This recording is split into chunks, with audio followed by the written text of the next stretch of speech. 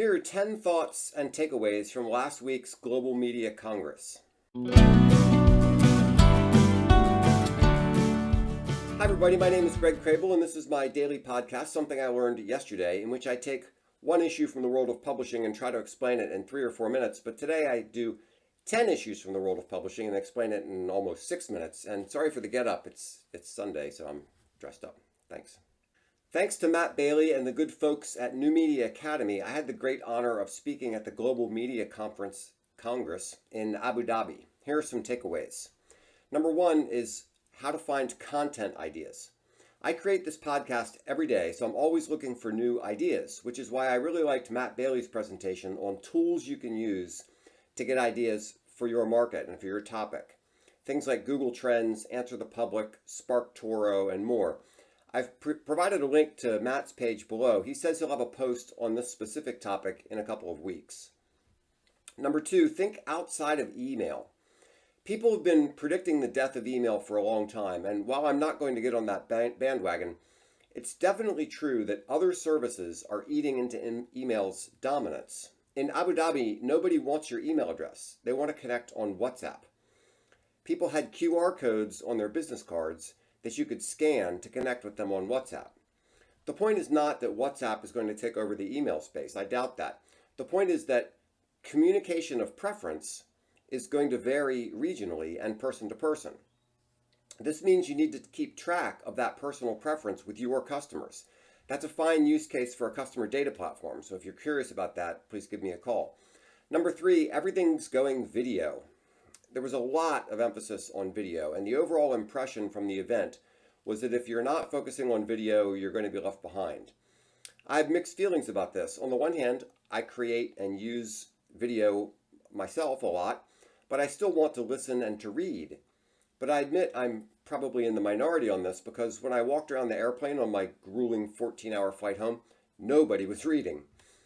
Ahmed Basyouni had a workshop on how to create great videos.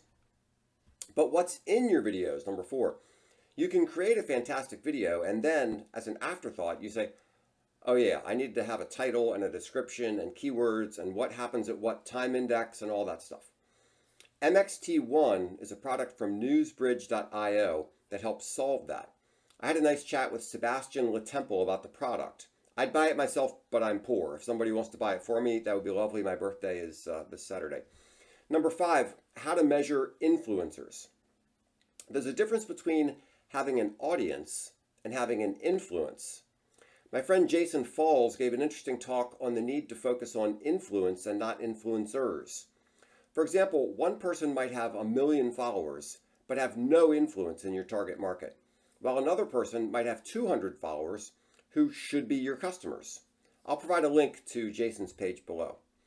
Number 6, the future of X. There's a lot of skepticism about and hostility towards X right now, which I don't really understand and don't care to. But Marina Karam from Spica believes X is on the right track and will become dominant in that space because they pay influencers. That's worth thinking about. By the way, Marina knows about this stuff because Spica helps brands monitor what people are saying about them on social media. I'll provide a link below.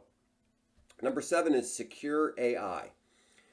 When you use a large language model and you don't know where the data came from or where it's going.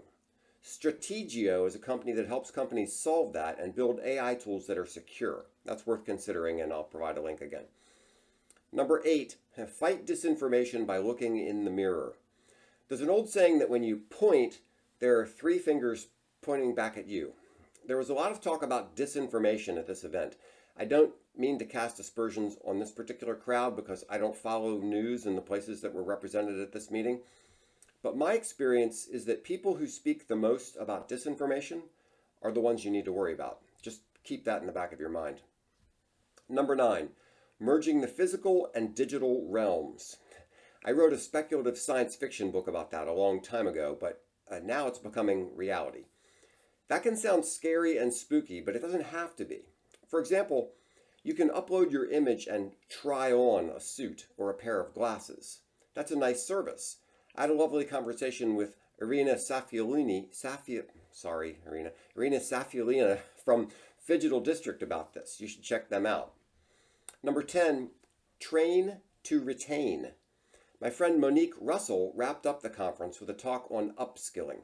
It's tough to attract good talent, but you can attract and retain top talent by giving them an opportunity to grow. Think of it this way. You want to be able to give a pitch like this to a prospective employee. You should come work for my company because we have weekly lunch and learns on a variety of topics that are designed to help you be successful, not only in your work life, but in your whole life. People want to hear that sort of thing. And of course, you have to follow that up with promoting people from within. So there you have it. There's 10 takeaways. If you have any comments or questions, please drop them in the comment section below.